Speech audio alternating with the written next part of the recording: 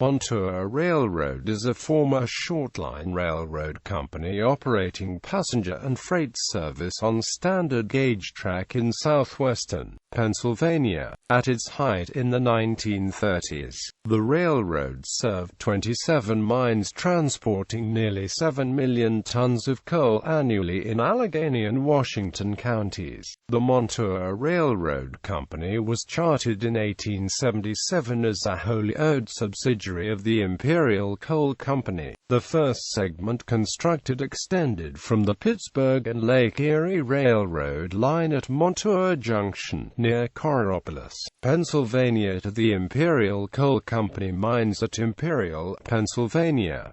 In 1901, the Pittsburgh Coal Company assumed control of the railroad. A major expansion was undertaken in 1912 to reach new coal mines and factories. By 1917, the town of West Mifflin, Pennsylvania, on the Monongahela River was reached. The Montour Railroad became an important feeder line, and eventually all 5 major truck carriers in the southwestern Pennsylvania market were linked to the Montour Railroad. In 1946, the Pittsburgh Coal Company sold the Montour Railroad to the Pennsylvania Railroad and the Pittsburgh and Lake Erie Railroad, who operated it jointly. The 5-mile branch served Moon Township, this segment being operated by the P&O until 1974. The P&O acquired sole control of the Montour Railroad in 1975. The railroad's engine houses and shops were at Montour Junction, near the Ohio River at Coraopolis,